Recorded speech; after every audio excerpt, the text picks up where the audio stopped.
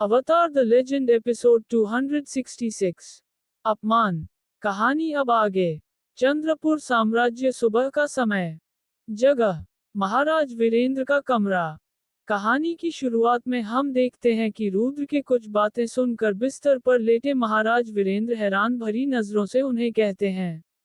महाराज वीरेंद्र, क्या कल रात हमारे ऊपर हमला हुआ था? ये कहकर महाराज वीरेंद्र थोड़े खांसने लगते हैं, जिसे देखकर रुद्र पास ही में रखे एक पानी से भरे गिलास को महाराज वीरेंद्र के देकर कहता है। रुद्र, हाँ, हमला तो हुआ, पर हमने उसे ठीक समय में आकर रोक लिया। अगर हम कल यहाँ न होकर अपने ही कमरे में पड़े हुए होते तो शायद वो अपराधी अपने कार्य को सफलतापूर्वक करके यहाँ से चला जाता, क्योंकि आप तो निद्रा की दवाई पीकर सोए हुए थे। ये कहकर रुद्र एक गहरी सांस छोड़कर बड़े गंभीर भाव से उन्हें कहता है। रुद्र, आखिर ऐसी क्या हो रहा है जिसके लिए आप हर रोज रात में ये नींद की दवाई ले रहे हैं? ये सुनकर महाराज वीरेंद्र मन में दुख भरे भाव से रुद्र से कहते हैं।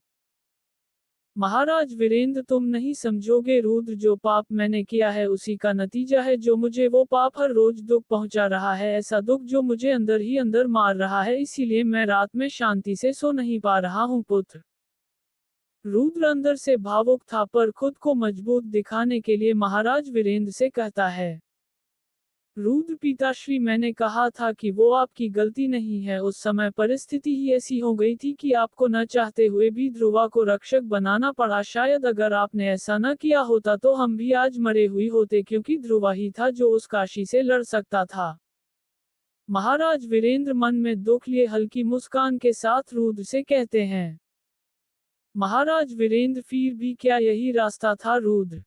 तुम्हारी वो बात मुझे आज भी याद है, जब आज से कई दिन पहले जब तुमने कहा था कि क्या यही रास्ता था। ये कहकर महाराज वीरेंद्र अपने बिस्तर पर से उतरकर अपने कमरे के खिड़की में से बाहर की ओर देखते हुए कहते हैं। महाराज वीरेंद्र, ये जो प्रजा बाहर खुशी से अपना जीवन बिता रही है उसकी असल वजह हम नहीं बल्कि ध्रुवा है, क्योंकि वो महाकाल के वेश में अकेले पूरे साम्राज्य की रक्षा करता था। पर अब भले ही उसके लिए एक नकली महाकाल को लाया गया है, पर जब फिर से काशी महादेव की तरह कोई अचानक हमला हुआ तो हम उसे कैसे रोकेंगे? कभी सोचा है रुद्र, हमारा ऐसा कोई नहीं जो आने वाले खतरे से हमें बचाए, बल्कि बाहर से हम कितने भी ताकतवर क्यों न दिखें, पर अंदर से हम खोखले होते जा रहे हैं। ये कह महाराज वीरेंद्र खुद को टूटा हुआ महसूस करते हैं। महाराज वीरेंद्र के कहे बातों को समझकर रुद्र कुछ देर चुप्पी साधे हुए बस बैठा रहा। तभी वो अपने चेहरे पर एक हल्की मुस्कान रखे महाराज वीरेंद्र की ओर देखकर कहता है। रुद्र, पता है पिताश्री, आप अब भी वहीं पे अटके हुए हैं जहां से इन सब की शुरुआत हुई थी। ये सुनकर महाराज वीरेंद्र हैरान भरी नजरों से अपने आंखों में आंसू लिए रुद्र की ओर देखकर कहते हैं। महाराज वीरेंद्र, मतलब? रुद्र एक गहरी सांस छोड़कर महाराज वीरेंद्र की ओर देखकर कहता है। रुद्र, मतलब कि आपको अब भी अपने साम्राज्य के लिए एक रक्षक की जरूरत है, जो कि आपको हर युद्ध में जीता कर दे और जिससे कि आपका साम्राज्य और भी विशाल हो सके। इसीलिए ही आपने ध्रुवा को चुना था ना पिताश्री? ये सुनकर महाराज वीरेंद्र बिना कुछ कहे अपने सिर को हिलाते हुए हाँ का इशारा करते हैं। ये देखकर रुद्र मन में दुख भरे भाव से चेहरे पर मुस्कान रखे महाराज वीरेंद्र से कहता है। रुद्र, सच में पिताश्री, आप अपने आसपास नहीं देख रहे कि आखिर आपके चारों तरफ कौन कौन है? भले ही हम ध्रुवा से ताकतवर नहीं है, पर फिर भी सेनापति भानुराज, महामंत्री रवि, प्रजापति तक्ष और मैं यहाँ है, फिर भी आपको रक्षक की जरूरत पड़ रही है। ये शर्म की बात है पिताश्री। ये सुनकर महाराज वीरेंद्र मन ही मन रुद्र के कहे बातों को समझने की कोशिश करते हैं। जगह महल का मंदिर। वहां सुबह सुबह मंदिर भोर की कोमल चमक में नहाया हुआ था। नंदिनी अपनी सफेद विधवा साड़ी में लिपटी हुई भगवान के सामने खड़ी थी और शांत भाव से अपनी दैनिक पूजा कर रही थी। धूप की खुशबू हवा में भर गई थी जब वह धीरे धीरे प्रार्थना कर रही थी। तभी मीना चुपचाप अंदर आई। उसके हाथ में पास के बगीचे से ताजे चुने गए चमकीले रंग बिरंगे फूलों की एक टोकरी थी। नंदिनी की साधारण पोशाक के साथ फूलों का विपरीत रंग आशा और नवीनीकरण का प्रतीक था। मीना ने धीरे से फूलों को नंदिनी के पैरों पर रख दिया। उनके रंगों ने पवित्र सुबह की रस्म में जीवन का एक स्पर्श जोड़ दिया। तभी दूर से ये सब देखकर रंजीत अपने पास खड़े चंपल से कहता है, रंजीत, ये अप्सरा अगर विधवा न होती तो शायद ये भी हमारे सैकड़ों दासियों की तरह हमारे महल में राज कर रही होती। तभी चंपल पास खड़ा होकर मुस्कुराते हुए रंजीत से कहता है, चंपल, हाँ, पर शायद अब भी समय है राजा जी कि आप उस अप्सरा को अपनी दासी बना सकते हो। ये सुनकर रंजीत हैरान भरी नजरों से चंपल की ओर देखकर कहता है, रंजीत, मतलब? चंपल कहता है, चंपल, क्या कभी आपने उससे पूछा कि उसे यहाँ रहना है या नहीं? सुना है वो एक राजकुमारी थी, क्या पता वो हमारे राजमहल में आने के लिए मान जाए।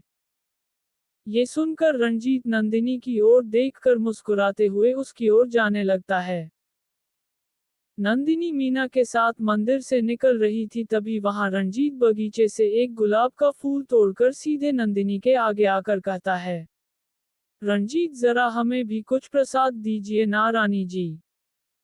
ये सुनकर नंदिनी पकड़े हुए थली पर से एक मिठाई रंजीत के हाथ में दे रही थी, तभी रंजीत उस गुलाब के फूल को नंदिनी के थाली में रखता है, जिसे देखकर नंदिनी थोड़ी नाराज हो जाती है। जिसके बाद नंदिनी उस फूल को थाली में से उठाकर मीना को दे देती है, जिसे देखकर रंजीत प्रसाद को खाते हुए नंदिनी से कहता है, रंजीत, क्या फूल पसंद नहीं आया रानी जी?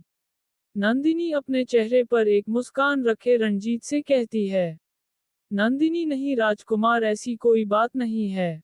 बस ये फूल इस पूजा की थाली में रहने के लिए नहीं है। ये सुनकर रंजीत नंदिनी के आंखों की ओर देखने लगता है, जिसके बाद वो थोड़ा उत्तेजित होकर नंदिनी के और नजदीक आकर उन्हें कहता है, रंजीत, बिल्कुल आपने सही कहा रानी जी, देखा जाए तो आपका स्थान एक बड़े से महल में है रानी जी। तभी रंजीत नंदिनी की ओर देखकर कहता है, रंजीत, मारा महल भी आप ही के लिए है रानी जी। ये सुन मीना हैरान भरी नजरों से रंजीत की ओर देखकर कहती है, मीना, मतलब? रंजीत बिना नंदिनी की ओर से नजरें हटाए कहता है, रंजीत, मतलब बहुत हो गया है बेकार की बात, जो बात मैं आपसे कहना चाहता हूँ उसे कहने का यही सही समय है। ये कहकर वो नंदिनी की ओर देखकर कहता है, रंजीत, हमें आपसे प्रेम है।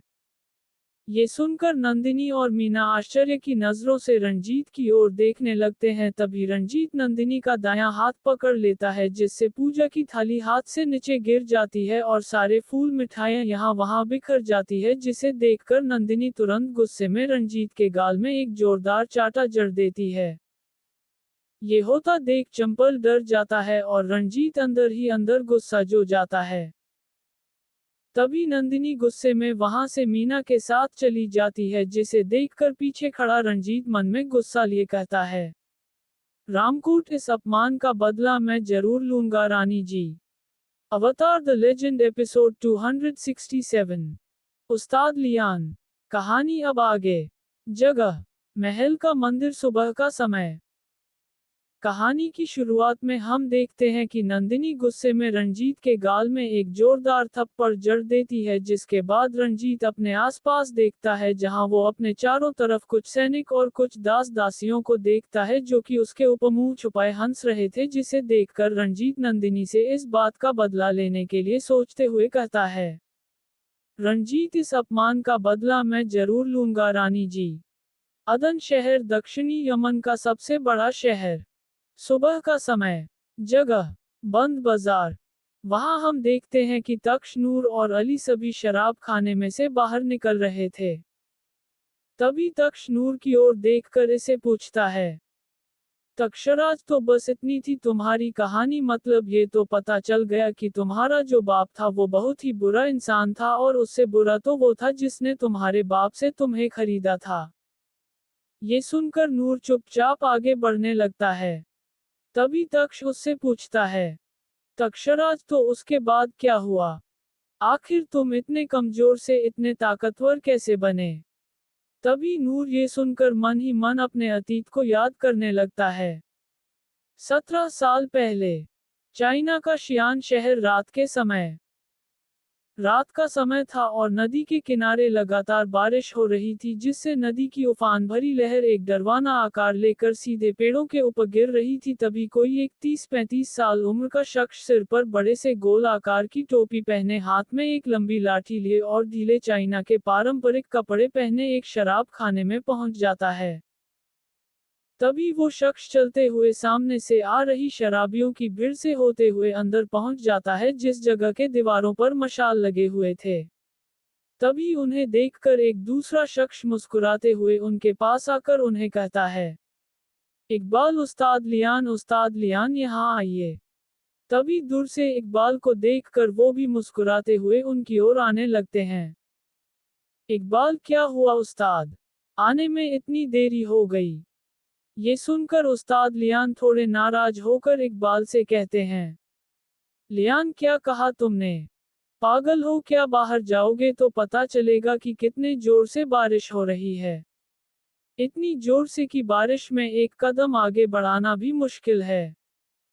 ये सुनकर इकबाल हंसते हुए कहता है, इकबाल, क्या बात कर रहे हैं उस्ताद? आपके लिए भी कोई मुश्किल है? अकेले पूरे टाइरा कबीले के समुरायों को हराने वाले आपको कैसे मुश्किल हो सकता है? ये सुनकर लियान अपने आसपास के माहौल को देखते हैं, जहां हर कोई शराब में डूबा हुआ था। तभी वो थोड़े नाराजगी के साथ इकबाल से कहते हैं, लियान, वो बात छोड़ो, बताओ मुझे यहाँ क्यों बुलाया है? तभी इकबाल अपने आसपास देखकर चुपके से अपने कमर के पास रखे एक पोटली को निकालता है, जिसके अंदर कई सारे सोने के सिक्के थे, जिसे लियान को देकर वो कहता है, इकबाल, ये अभी के लिए है, काम के बाद बाकी के सिक्के आपको मिल जाएंगे। तभी उस पोटली को देखकर लियान इकबाल की ओर देखकर हैरान भरी नजरों पूछते हैं, लियान, इतने सारे सोने के सिक्के, आखिर काम क्या है? ये सुनकर इकबाल अपने आसपास के माहौल को बड़े ध्यान से देखते हुए लियान के कान के पास आकर उनसे कहता है, इकबाल, यामाटो से अशीना नाम के कबीले के समुराइयों ने हमारे देश के ऊपरी इलाकों को कब्जा करना शुरू कर दिया है। ये सुनकर लियान थोड़े डर जाते हैं। तभी इकबाल डर के भाव से लियान से कहता है, इकबाल, बचे हुए लोगों ने कहा कि उस कबीले के लोग बड़े तेज और खतरनाक हैं, लोगों को इस तरह मारते हैं जैसे लोग उनके लिए बस एक खिलौना हो। ये सुनकर लियान एक गहरी सांस छोड़कर गंभीर भाव से इकबाल से कहता है, लियान, अशिना कबीले के लोग, हाँ, जहां तक मुझे पता है ये लोग मियुरा योशिकी के परिवार से हैं, जिन्हें बचपन से ही शिकारी बनाया जाता है। ये कहकर लियान नाराजगी दिखाते हुए उन सिक्कों को वापस देकर कहते हैं, लियान, मेरे 32 लड़के आज से 15 दिन पहले गए थे, उन कबीले वालों से लड़ने एक भी नहीं लौटे। और तुम कह रहे हो कि मैं उनसे लड़ूं? ये नामुमकिन है। ये सुनकर इकबाल आगे कुछ कहता, तभी दूर एक घटना घटित होती है, जहां एक छोटे 10 साल उम्र के बच्चे गंदे पुराने कपड़े पहने के हाथों से एक शराब की बोतल गिरकर टूट जाती है। तभी उसका मालिक गुस्से में उस बच्चे के गाल को कांच के टुकड़े से काट देता है, जिसे देखकर हर कोई अपने अपने काम में लग जाते हैं। ये देखकर लियान गुस्से में इकबाल से कहता है, लियान, ये दुनिया कभी किसी के ऊपर दया नहीं दिखाती, अगर तुम्हें जीना है तो खुद के लिए। लियान आगे कुछ कह पाते तभी उस ओर एक लड़की के चिल्लाने की आवाज सुनाई देती है, जिसे सुन हर कोई उस ओर देखने लगता है, जहां हर कोई डर के भाव से सहम जाता है, क्योंकि कुछ समय पहले जिस बच्चे के गाल को उसके मालिक ने टूटे हुए कांच के टुकड़े के मदद से काट दिया था, वो लड़का उसी टूटी हुई बोतल को पकड़े खड़ा था, पर उसका मालिक जमीन में पड़ा हुआ था, जिसके गले में से खून निकल रहा था। ये देखकर हर कोई डर जाता है कि तभी इकबाल लियान से कहता है, इकबाल, उस लड़के ने अपने ही मालिक को मार दिया। ये सुनकर वो बच्चा उस कांच के बोतल को वहीं पे फेंक कर डरते हुए लोगों के भीड़ में से होते हुए वहां से चला जाता है, जिसके पीछे पीछे उसके मालिक के लोग लग जाते हैं। वो बच्चा दौड़ते हुए जोरदार बारिश के दौरान भी जंगल की ओर चला जाता है, जहां बारिश के बूंदे उसके कटे हुए मुंह में जलन पैदा कर रही थी। वो बच्चा पैदल दौड़ रहा था जहां छोटे छोटे खड्डे में छुपे छोटे छोटे पत्थर की टुकड़े उसके पैरों को चोट पहुंचा रही थी। तभी लियान तेजी से वहां आकर उस बच्चे को एक पेड़ के पीछे ले जाकर छुप जाते हैं। तभी कुछ आदमी अपने हाथ में कटाना लिए वहां पहुंचते हैं और उस बच्चे को ढूंढने लगते हैं। ये देखकर वो बच्चा डर के मारे चिल्लाने वाला था कि तभी लियान उसके मुंह के आगे अपनी हथेली रख देते हैं। कुछ देर बाद वो लोग वहां से कहीं और चले जाते हैं, जिसके बाद अचानक वो बच्चा वहां बेहोश हो जाता है। जगह, एक झोपड़ी का घर। सुबह का समय। सुबह हो चुकी थी जहां एक चूल्हे में लियान कुछ सब्जियों को पकाने लगते हैं। तभी वो बच्चा धीरे से उठता है और अपने आसपास देखने लगता है, जहां हम देखते हैं उस बच्चे के गाल में लगे चोट के ऊपर दवाई लगी हुई थी। उस बच्चे को देखकर लियान मुस्कुराते हुए कहते हैं, लियान तुम बेहोश थे। बच्चे तो सोचा कि तुम्हें कुछ और समय सोने के लिए दिया जाए, इसीलिए मैंने तुम्हें उठाया नहीं। ये सुनकर वो बच्चा थोड़ा और डर जाता है और वहां से दौड़ते हुए जाने लगता है कि तभी पीछे से लियान उसे कहते हैं, लियान ये इलाका शहर से बहुत दूर है, अगर तुम दौड़ते हुए भी जाओगे तो भी तुम्हें वहां पहुंचने में 2 दिन लग जाएंगे, पर इस दौरान तुम्हें जंगल के खूंखार भेड़िए मार देंगे। तो सोच लो, तुम्हें दौड़ते हुए जंगल की ओर जाना है या मेरे इस छोटे से झोपड़ी में रहना है। ये सुनकर वो बच्चा बातों को समझकर अपने नन्हे से चोट लगे पैर को पीछे कर लेता है। तभी वो चलते हुए एक जगह खड़ा होकर खिड़की में से आ रहे सूरज के किरणों को छूने लगता है। ये देखकर लियान मुस्कुराते हुए उस बच्चे से कहते हैं, लियान क्या हुआ? ये सुनकर वो बच्चा मुस्कुराते हुए लियान से कहता है, मेरा जो मालिक था वो मुझे एक पिंजरा में दिन भर रखता था, एक ऐसा पिंजरा जहां से मुझे बाहर का नजारा उतना नहीं दिखाई देता था। वो बस मुझे रात में ही बाहर निकालता था। ये सुनकर लियान अपने चेहरे पे एक हल्की सी मुस्कान रखे उस बच्चे से पूछते हैं, लियान तुम्हारा नाम क्या है बच्चे? वो बच्चा दुख के भाव में लियान से कहता है, मेरा कोई नाम नहीं है, मुझे मेरा मालिक बच्चा कहकर पुकारता था। ये सुनकर लियान उस बच्चे के हाथ में पड़ रहे सूरज के किरणों को देखकर उसे पूछते हैं, लियान तुम जहां से आए हो वहां सूरज के किरणों को क्या कहते हैं? ये सुनकर वो बच्चा उन किरणों को देखकर अपने आंसुओं के साथ अपने चेहरे पर हल्की सी मुस्कान को रखे कहता है, नूर। ये सुनकर लियान मुस्कुराते हुए उस बच्चे से कहते हैं, लियान ठीक है, आज से तुम्हारा नाम हुआ नूर। मैं तुम्हें नूर कहकर बुलाऊंगा। ठीक है। ये सुनकर नूर मुस्कुराते हुए अपने हथेली में गिर रहे सूरज के किरणों को देखकर कहता है, नूर हाँ नूर। अवतार द लेजेंड एपिसोड 268। कहानी अब आगे। वर्तमान समय चंद्रपुर साम्राज्य। सुबह का समय, जगह महाराज वीरेंद्र का कमरा। कहानी की शुरुआत में हम देखते हैं कि रुद्र के कहे बातों को सुनकर महाराज वीरेंद्र दुख भरे भाव से रुद्र से कहते हैं, महाराज वीरेंद्र अगर मैं आज ताकतवर होता तो शायद तुम्हें मेरे और साम्राज्य के लिए इतनी चिंता नहीं करनी पड़ती मेरे पुत्र। ये सुनकर रुद्र उनके पास आकर उन्हें कहता है, रुद्र इसमें आपकी कोई गलती नहीं है पिताश्री, वैसे भी आज नहीं तो कल ये दायित्व मुझे लेना ही था, क्योंकि मैं आपका पुत्र और इस साम्राज्य का होने वाला राजा हूँ। ये सुनकर महाराज वीरेंद्र अपने कदम आगे बढ़ाते हैं कि तभी उनके पैर लड़खड़ाने के वजह से वो नीचे गिर जाते हैं, जिसे देखकर रुद्र महाराज वीरेंद्र को उठाकर उन्हें उनके बिस्तर पर लेटा देता है। इसके बाद वो उनके दाएं हथेली को पकड़कर उन्हें स्नेह भाव से कहता है, रुद्र मैंने अभी आपसे जो भी कहा है मुझे पता है वो आपको गलत लग रहा होगा, पर यही सत्य है। आपके चारों तरफ आपके अपने हैं जो कि आपके लिए बल्कि पूरे साम्राज्य के लिए अपनी जान देने के लिए हमेशा तैयार हैं। ये सुन महाराज वीरेंद्र रुद्र के बातों को अच्छे से समझकर अपने चेहरे पर एक हल्की सी मुस्कान दिए रुद्र को हाँ का इशारा करते हैं कि तभी रुद्र एक गहरी सांस लेकर गंभीर भाव से महाराज वीरेंद्र के हथेली को पकड़े उन्हें कहता है, रुद्र एक बात आपसे कहनी थी पिताश्री। महाराज वीरेंद्र रुद्र की ओर देखकर कहते हैं, महाराज वीरेंद्र हाँ कहो पुत्र। रुद्र पिताश्री, अगर बात यहाँ तक आ ही चुकी है तो बस आपको एक और बात कहना चाहता हूँ।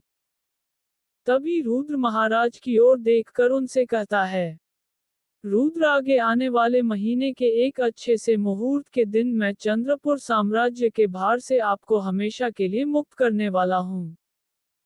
ये सुनकर महाराज वीरेंद्र के आंखों से खुशी के आंसू निकलने लगते हैं। जिसके बाद वो रोते हुए रुद्र को गले लगाकर कहते हैं, महाराज वीरेंद्र पुत्र, तुम सोच भी नहीं सकते कि आज तुमने मेरे हृदय से कितना बड़ा बोझ उतार दिया है। ये सुन रुद्र के आंखों से भी आंसू निकलने लगते हैं। जगह, नंदिनी के कमरा। वहां नंदिनी अपने खिड़की के पास बैठे सफेद कबूतरों को दाना दे रही थी। तभी कल्याणी गुस्से में उस कमरे के अंदर आती है, जिनके ठीक पीछे पीछे मीना भी कमरे के अंदर आ रही होती है। कल्याणी, क्या उस राजकुमार की ये हिम्मत कि उसने हमारी बहू को छूने की जुर्रत की, उसको उसके काम के लिए सजा मिलनी चाहिए।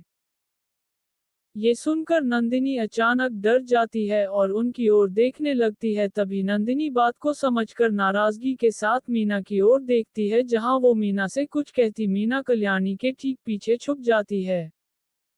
तभी कल्याणी गुस्से में नंदिनी से कहती है, कल्याणी, उसे कुछ मत कहो बहू, तुम ये बताओ कि क्या ये सच है कि उस राजकुमार ने अपने गंदे हाथों से तुम्हें छूने की कोशिश की।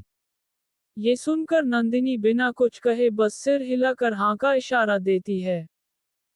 ये देखकर कल्याणी गुस्से में नंदिनी से कहती है, कल्याणी, किस अधिकार से उसने तुम्हें छूने की कोशिश की? क्या उसे पता नहीं कि तुम कौन हो? मैं अभी जाकर महाराज से इस बारे में बात करती हूँ। ये सुनकर नंदिनी उनके पास आकर उन्हें शांति भाव से कहती है, नंदिनी, उस बात को छोड़िए माँ, वो राजकुमार पागल है, बेकार में बखेड़ा खड़ा होगा। वैसे भी महाराज की तबीयत खराब है, मैं नहीं चाहती कि महल में फिर से कोई अराजकता पैदा हो। ये कहकर नंदिनी अपने बिस्तर के ऊपर बैठ जाती है, जिसके बाद कल्याणी उसके ठीक पास बैठकर उसे कहती हैं, कल्याणी, नंदिनी, इसमें अराजकता पैदा करने वाली कोई बात भी नहीं है। महाराज हमेशा हमारे भले के लिए ही सब कुछ करते हैं, अगर उन्हें पता चलेगा तो। तभी नंदिनी नाराजगी जताते हुए कल्याणी से कहती है, नंदिनी, क्या होगा माँ, ज्यादा से ज्यादा महाराज उसे दंड देंगे, पर इससे राजपूत और यदेव परिवार के बीच लड़ाई छिड़ सकती है। बस मैं ये नहीं चाहती कि इस अच्छे घड़ी में कुछ बुरा घटित हो।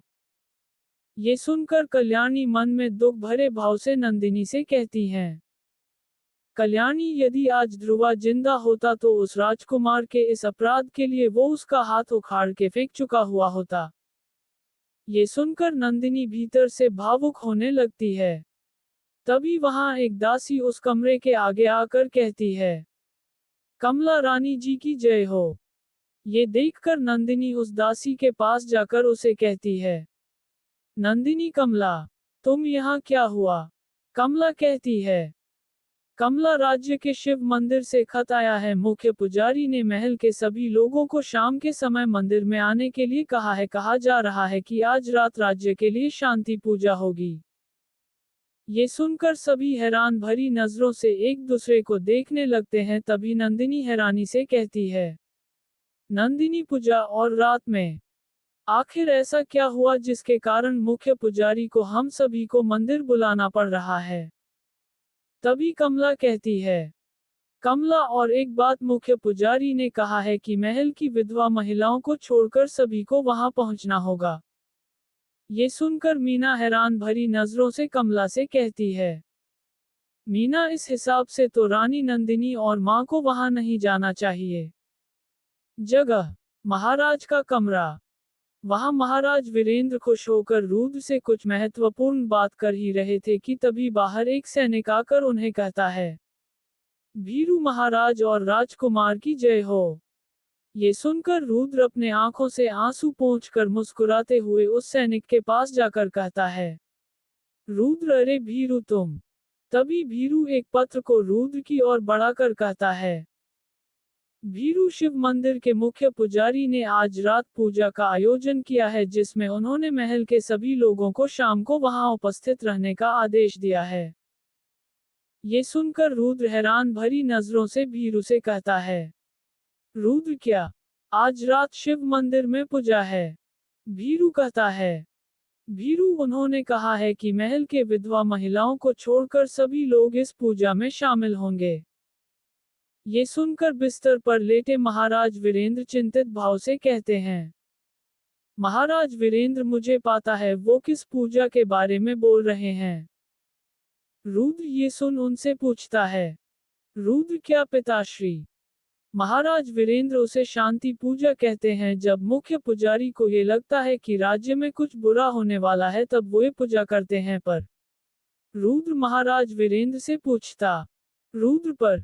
महाराज वीरेंद्र पर यह पूजा आज से 30 साल पहले हुई थी जब राज्य में भूखमरी फैल रही थी। ये सुनकर रुद्र बिना कुछ सोचे उस सैनिक से कहता है, रुद्र ठीक है, महल में सभी को अभी शाम की पूजा के लिए तैयार होने को कहो जाओ। तभी भीरू जाता है और अन्य दासों की मदद से महल में रहने वाले लोगों को आज शाम होने वाली पूजा के बारे में बताता है, जिसके बाद सभी लोग तब से तैयारियों में जुट जाते हैं।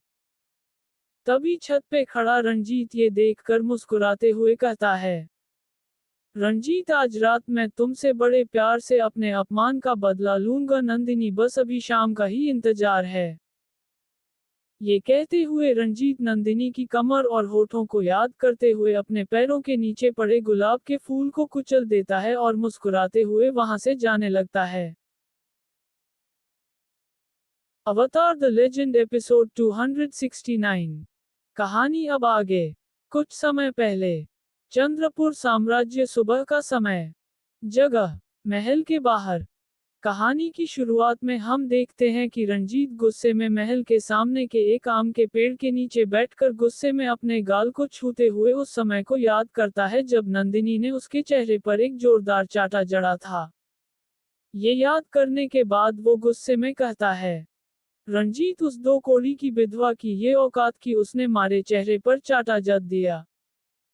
ये सुनकर चंपल उनके पास आकर उन्हें शांत करने के लिए कहता है, चंपल माफ करना राजा जी, ये मारे वजह से हुआ, ना मैं आपको उकसाता और ना आप उस विधवा के पास जाते। ये सुनकर भी रंजीत मन ही मन और भी गुस्सा हो रहा था। तभी रंजीत को शांत करने के लिए चंपल धीरे से डरते हुए कहता है, चंपल वैसे भी एक थप्पड़ ही तो है इसमें। तभी रंजीत गुस्से में चंपल के गले को अपने दाएं हाथ की हथेली के जरिए दबाकर गुस्से में कहता है, रंजीत क्या कहा तूने, एक थप्पड़? अबे कुत्ते, आज तक मारे माँ सा के अलावा कोई और पैदा नहीं हुआ जो मुझे छू सके। उस विधवा की ये हिम्मत कि उसने मारे चेहरे पर थप्पड़ जड़ दिया। ये मारे इज्जत के ऊपर थप्पड़ है और तू इसे मामूली थप्पड़ कह रहा है। ये कहकर वो चंपल के गले को और जोर से दबोच लेते हैं, जिससे चंपल अपनी पूरी कोशिश करता है रंजीत के हाथ को अपने गले से हटाने की, पर पकड़ इतना मजबूत था कि चंपल की सांसें बंद हो रही थी। उसी दौरान चंपल दर्द से कांपते हुए कहता है, चंपल मारे को माफ कर दो राजा जी, भगवान के लिए माफ कर दो। चंपल पूरी तरह से दर्द में कांप ही रहा था कि तभी रंजीत उसे छोड़ देता है, जिसके कारण चंपल नीचे गिरकर अच्छे से सांस लेने लगता है। इसके बाद वो डरते हुए रंजीत से कहता है, चंपल मारे को माफ कर दो राजा जी, आइंदा से ऐसी गलती फिर से नहीं होगी। ये कहकर वो अपने गले को सहलाते हुए खड़ा होने लगता है। तभी रंजीत गुस्से में चंपल से कुछ कहता अचानक एक ब्राह्मण वेशभूषा पहने एक 1920 साल का लड़का अपने हथेली में एक चिट्ठी पत्र लिए उनकी ओर आकर कहता है, केशव क्या आप महल के राजकुमार हैं? ये सुनकर रंजीत गुस्से में उस लड़के की ओर देखकर उसे कुछ कहने ही वाला था कि तभी चंपल आगे आकर मुस्कुराते हुए उन्हें कहता है, चंपल अरे नहीं ब्राह्मण महाराज, ये तिलकगढ़ के राजकुमार हैं, राजकुमार रंजीत राठौर। ये सुनकर वो ब्राह्मण मुस्कुराते हुए अपने भूल के लिए माफी मांगते हुए कहता है, केशव क्षमा करें राजकुमार, मुझे राजकुमार रुद्र से मिलना था। चंपल हैरान भरी नजरों से पूछता है, चंपक क्यों, कुछ काम था क्या? केशव मुस्कुराते हुए कहता है, केशव जी शिव मंदिर के मुख्य पुजारी जी ने पत्र उन्हें देने के लिए कहा है। आज रात एक महापूजा होने वाली है, इसीलिए महल के सभी लोग शाम को मंदिर में पहुंच जाएं, इसीलिए ये पत्र उन्हें राजकुमार को देने के लिए कहा है। ये सुनकर रंजीत मन ही मन कुछ सोचने लगता है। तभी चंपल आगे कुछ कहता रंजीत आगे आकर केशव से कहता है, रंजीत ब्राह्मण महाराज, आप क्यों इतना कष्ट उठाएंगे, हमें पत्र दे दीजिए, हम खुद जाकर राजकुमार को ये पत्र दे देंगे। ये सुनकर केशव मुस्कुराते हुए उन्हें कहता है, केशव, अरे नहीं राजकुमार, इसमें कष्ट की क्या बात, आप बता दीजिए राजकुमार कहाँ है, हम खुद उन्हें पत्र देकर यहाँ से चले जाएंगे। ये सुन रंजीत मन ही मन गुस्से से लाल हो रहा था, पर फिर भी खुद के गुस्से को काबू करते हुए अपने चेहरे पर एक मुस्कान रखे केशव से कहता है, रंजीत, अरे आप बात को समझ नहीं रहे ब्राह्मण जी, अभी आप महल के अंदर जाएंगे तो आपके सामने असंख्य कमरे होंगे, उसके बाद दूसरी मंजिल, उसके बाद तीसरी, ऐसे करते करते पूरा दिन बीत जाएगा, पर राजकुमार आपको कहाँ मिलेंगे ये किसी को नहीं पता, यहाँ एक पत्र के लिए वहाँ मंदिर में आपका काम रुका रहेगा, इसीलिए पत्र हमें दे दीजिए, हम खुद उन्हें ढूंढ कर दे देंगे। ये सुनकर केशव मन ही मन कुछ सोचने के बाद रंजीत की ओर अपने चेहरे पर मुस्कान रखे कहता है, केशव, ठीक है राजकुमार, आप इस पत्र को राजकुमार रुद्र को दे दीजिएगा। ये कहकर वो झुकते हुए उन्हें कहते हैं, केशव, धन्यवाद राजकुमार, हमारी सहायता के लिए धन्यवाद। ये सुनकर रंजीत भी अपने चेहरे पर एक मुस्कान रखे उनसे कहता है, रंजीत, इसमें धन्यवाद की क्या बात है ब्राह्मण जी, ये तो हमारा कर्तव्य है। ये सुनकर केशव अनुमति लेकर वहां से चला जाता है। उसके जाने के बाद चंपल डरते हुए रंजीत से कहता है, चंपल, ये क्या राजा जी, अब महल में फिर से जाना होगा, सभी हमें देखेंगे तो फिर से हमारे ऊपर हंसेंगे। ये सुनकर रंजीत मुस्कुराते हुए उस पत्र को चंपल को दिखाते हुए कहता है, रंजीत, वो नहीं, अब हम उनके ऊपर हंसेंगे। चंपल हैरान भरी नजरों से रंजीत से पूछता है, चंपल मतलब? तभी रंजीत अपने हाथ में वो पत्र लिए चंपल को एक कमरे में ले जाता है, जहां ये होता देख चंपल हैरान भरी नजरों से रंजीत से पूछता है, चंपल राजा जी, हम यहाँ क्यों आए हैं? रंजीत अपने दूसरे हाथ में एक स्याही की बोतल और एक पंख लाता है और चंपल के हाथ में देकर उसके सामने चिट्ठी पत्र को खोलकर कहता है, रंजीत, तुम हमारे राज्य के सबसे अच्छे हस्तलेखक हो। चंपल, याद है जब हमें स्वर्ण मुद्राओं की जरूरत पड़ती थी तब तुम बाबा सा की लिखावट की तरह लिखकर धन मंत्री को देकर हमारी मादा करते थे, वैसे ही तुम्हें इस पत्र के अनुसार आखिर में कुछ वाक्य जोड़ने हैं, तुम बस हमारे लिए ये काम कर दो। ये सुनकर चंपल डरते हुए अपने आसपास देखता है और उस पत्र को आरंभ से अंतिम तक पढ़ता है। तभी वो एक डिब्बे के ऊपर पत्र को रखकर लिखने के लिए पंख के मूल में स्याही लगाकर कहता है, चंपल, बोलिए राजा जी, लिखना क्या है?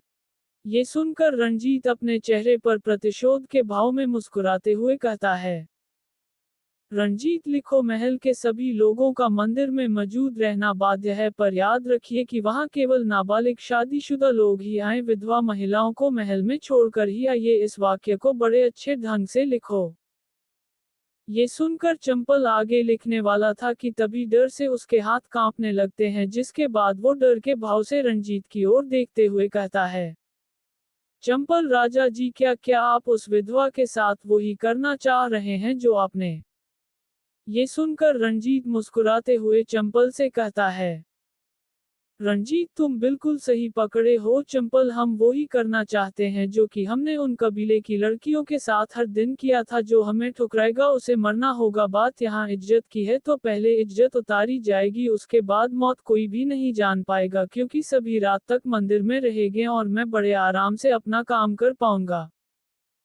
ये सुनकर चंपल डरते हुए अपने थूक को गटक कर पत्र के अंतिम वाक्य के आगे रंजीत के कहे वाक्य को जोड़ते हुए लिखने लगता है। तभी रंजीत मुस्कुराते हुए कहता है, रंजीत, अब आएगा मजा। वर्तमान समय, जगह, राजमहल। जैसे ही सूरज ढलने लगा, महल पर एक गर्म सुनहरी चमक छाने लगी, हवा में प्रत्याशा और श्रद्धा की गूंज होने लगी। महल के निवासियों के अपने कमरों से बाहर निकलते ही भव्य महल और गलियारे रेशम की नर्म सरसराहट और गहनों की कोमल खनक से भर गए।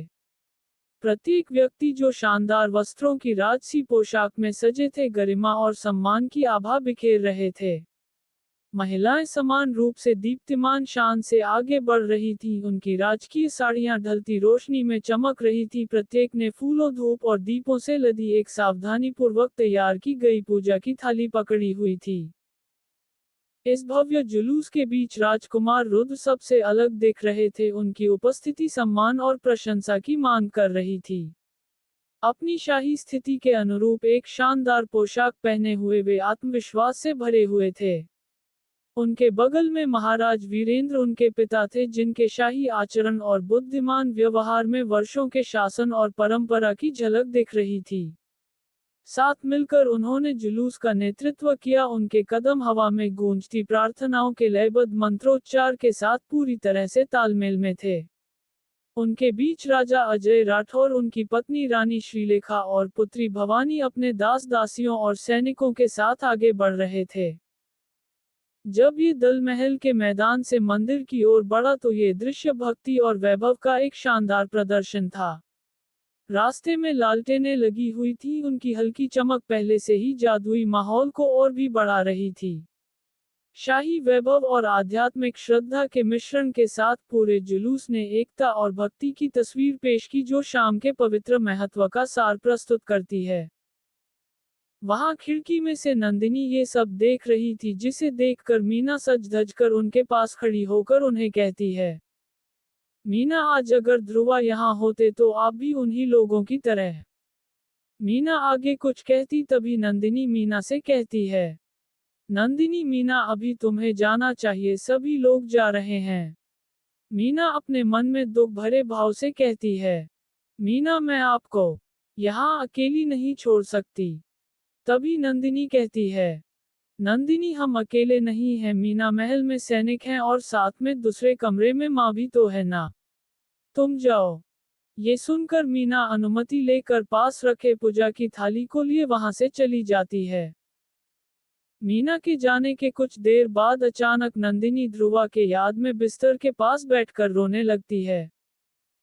रोती हुई वो ध्रुवा के साथ बिताए हुए कुछ दृश्य को याद करती है। तभी वो वहां से जाने लगती है कि तभी उसे खिड़की में से कमरे के अंदर किसी के आने का अनुभव होता है, जिसके बाद वह खुशी से पीछे मुड़ती है, मुस्कुराती है और ध्रुव का नाम पुकारती है, नंदिनी, ध्रुवा, तुम आ गए। तभी जब वो पीछे मुड़कर देखती है तो वहां ध्रुवा नहीं बल्कि रंजीत खड़ा होता है। उसे देखकर नंदिनी के चेहरे की मुस्कान अचानक गायब हो जाती है और तभी रंजीत, जो कि प्रतिशोध की आग में अंदर ही अंदर जल रहा था, अपने चेहरे पर एक मुस्कान रखे नंदिनी से कहता है, रंजीत, क्या हुआ रानी जी, डर लग रहा है क्या? ये सुनकर नंदिनी पूरी तरह से डर जाती है, जिससे आसपास का माहौल पूरी तरह से तनावपूर्ण हो जाता है। अवतार द लेजेंड एपिसोड 270। तुम आ गए ध्रुवा। कहानी अब आगे। चंद्रपुर साम्राज्य, शाम का समय। जगह, राजी का शिव मंदिर। कहानी की शुरुआत में हम देखते हैं सूर्य की गर्म चमक ने एक शांत वातावरण बनाया, क्योंकि राजमहल के निवासी मंदिर में एकत्र हुए थे। हवा में धूप की मीठी खुशबू और आवाजों की मधुर फुसफुसाहट थी। सभी उम्र के लोग दीवारों पर सजी जटिल नक्काशी और जीवंत भित्तिचित्रों को देखते हुए टहल रहे थे। कुछ लोग प्रार्थना करने के लिए रुके, जबकि अन्य धीमी आवाज में बातें कर रहे थे, उनके कदमों की आवाज पत्थर के फर्श से गूंज रही थी। वातावरण शांत था, जिसमें समुदाय और आध्यात्मिकता की भावना कोमल हलचल के बीच स्पष्ट थी। जैसे जैसे रात ढलती गई, मंदिर की सुंदरता एक नर्म अलौकिक प्रकाश में नहा गई। तभी महाराज वीरेंद्र मंदिर के भीतर वहां के मुख्य पुजारी जी से कुछ बातें कर रहे थे। चरण दास, मुख्य पुजारी, अब आपका स्वास्थ्य कैसा है महाराज? हमने सुना है कि दिन पर दिन आपकी तबीयत और भी ज्यादा खराब हो रही है। महाराज वीरेंद्र ये सुनकर अपने चेहरे पर एक मुस्कान रखे उन्हें कहते हैं, महाराज वीरेंद्र, स्वास्थ्य की बात ही मत कीजिए पुजारी जी, आज हमने जो खबर सुना है उससे हम बहुत जल्द ठीक हो जाएंगे। ये सुनकर चरण दास हैरान भरी नजरों से उन्हें पूछते हैं। चरण दास आखिर ऐसी क्या खबर है महाराज, जरा हम भी सुने। ये सुनकर महाराज वीरेंद्र एक राहत भरी सांस लेकर चरण जी से कहते हैं।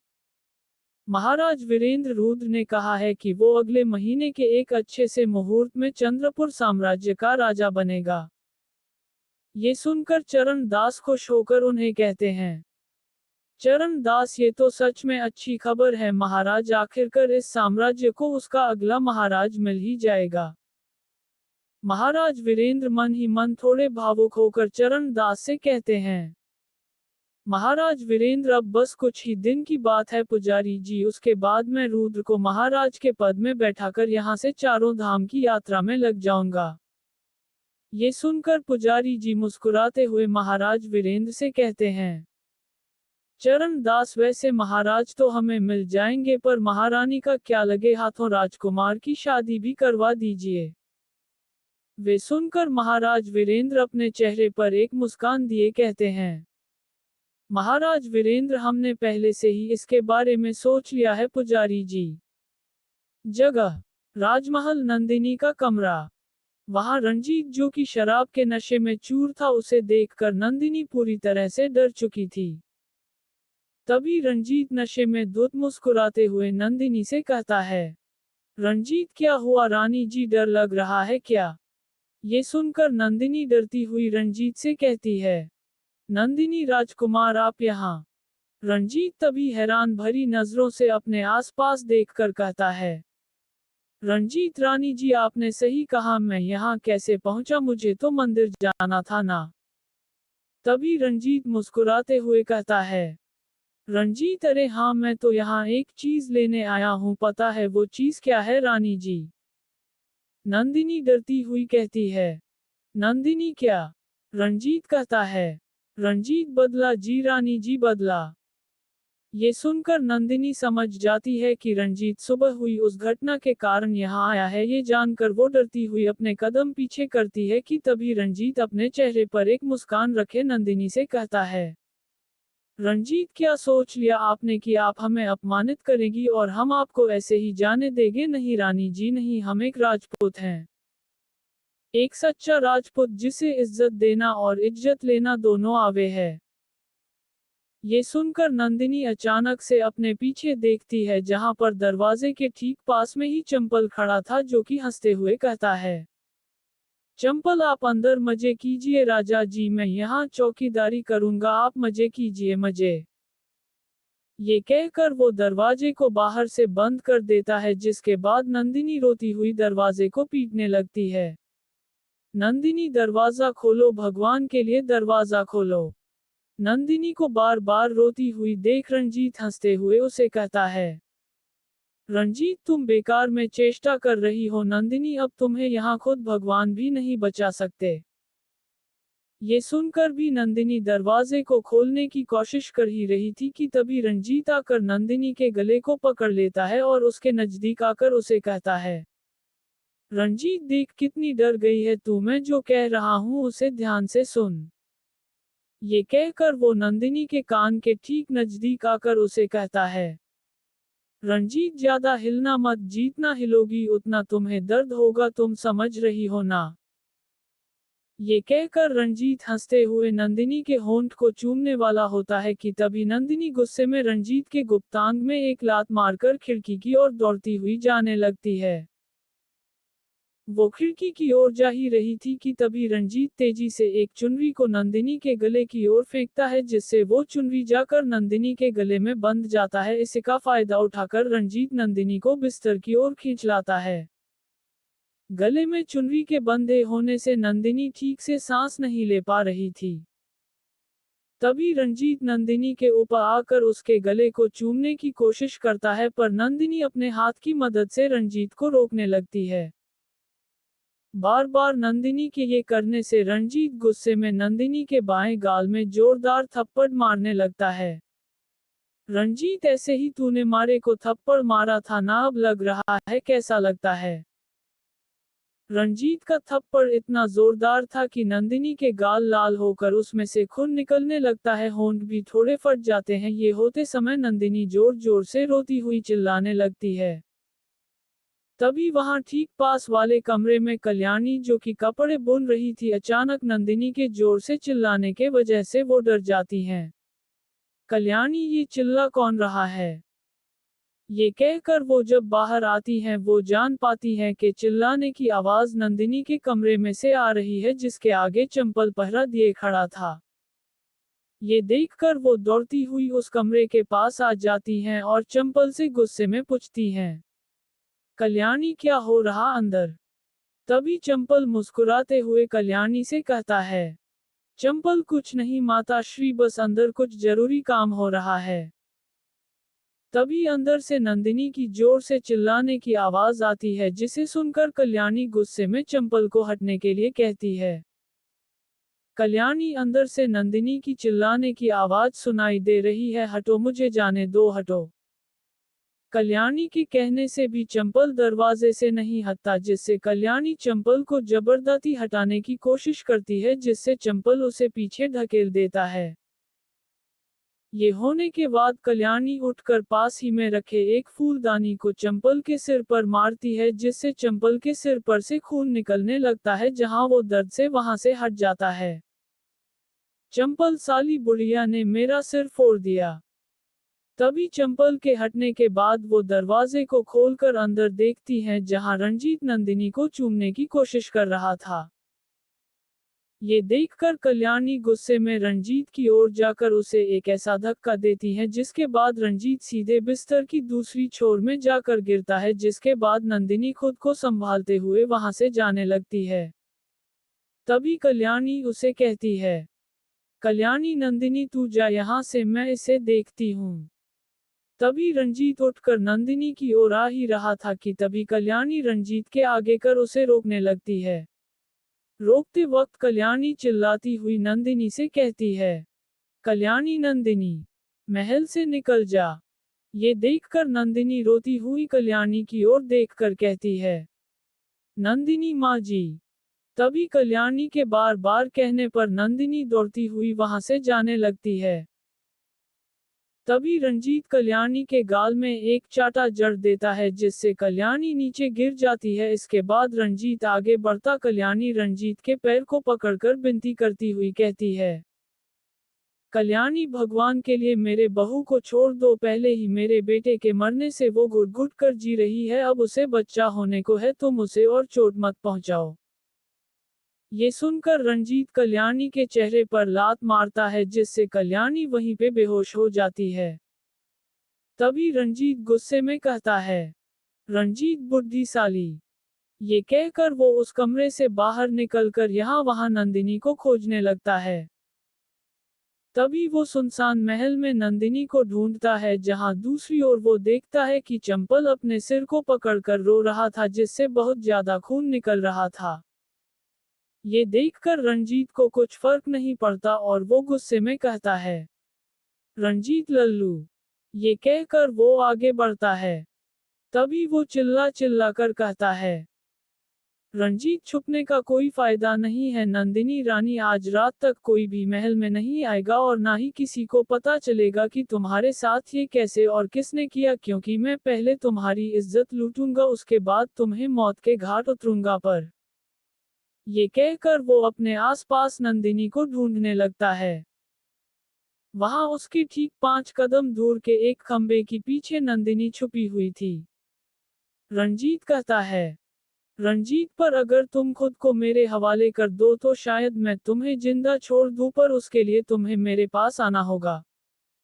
ये सुनकर नंदिनी मन ही मन सोचती है, नंदिनी, अगर ऐसा चलता रहा तो रंजीत मुझे पकड़ लेगा। ये कहकर वो सामने के दीवार में लगे एक तलवार को देखती है, जिसे देखकर नंदिनी एक गहरी सांस लेकर कहती है, नंदिनी, इस जीवन से तो अच्छा मैं खुद को मार दूंगी। ये कहकर वो ध्रुवा के चेहरे को याद करने लगती है। वो दृश्य जहां ध्रुवा ने पहली बार नंदिनी को एक दशहरा पर्व में बचाया था, जिस समय नंदिनी बस ध्रुवा के दोनों आंखों को ही देख पा रही थी। ये याद करने के बाद नंदिनी के आंखों में से आंसू निकलने लगते हैं। तभी वो कहती है, नंदिनी अगर तुम आज जिंदा होते तो शायद इस बदतर से बदतर समय में भी तुम मुझे बचा पाते, शायद ये समय मुझे देखना न पड़ता, पर कोई बात नहीं ध्रुवा, आज नहीं तो कल मैं तुम्हारे पास आ ही जाती। लगता है आज ही वो दिन है। ये कहते हुए वह खुद को नियंत्रित करती है और खंभे से बाहर आती है और सीधे उन तलवारों की ओर जाती है, लेकिन अचानक रंजीत उसके सामने आता है और कहता है, रंजीत क्या सच में तुम्हें ये लगा कि मैं तुम्हें मरने दूंगा? नहीं, बिल्कुल नहीं। ये देखकर नंदिनी अपने कदम पीछे कर रोती हुई कहती है, नंदिनी तुम मेरे साथ ऐसा क्यों कर रहे हो? इसीलिए कि मैंने तुम्हारे गाल में थप्पड़ मारा था। देखो मैं तुमसे प्यार नहीं करती और ना ही मैं कभी किसी से प्रेम कर सकती हूँ, तो दया करके मुझे जाने दो। तुम एक राजकुमार हो, तुम चाहो तो तुम्हें दुनिया की सबसे अच्छी लड़की मिलेंगी। ये सुनकर रंजीत हंसते हुए नंदिनी से कहता है, रंजीत क्या तुम्हें लगता है कि मैं तुमसे प्रेम करता हूँ इसीलिए मैं ये कर रहा हूँ? तुम गलत हो नंदिनी। मुझे प्रेम से नहीं बल्कि तुम जैसी मासूम लड़कियों के साथ जबरदस्ती संबंध बनाने में मजा आता है। ये कहते हुए वह नंदिनी के बाल पकड़ लेता है और गुस्से से कहता है, रंजीत अब मैं तुम्हें सिखाऊंगा कि दर्द के साथ प्रेम करने में कितना मजा आता है। ये कहकर वो नंदिनी को घसीटते हुए वहां से ले जाने लगता है। रास्ते में नंदिनी जोर जोर से चिल्लाने लगती है, नंदिनी ध्रुवा ध्रुवा मुझे बचा लो ध्रुवा।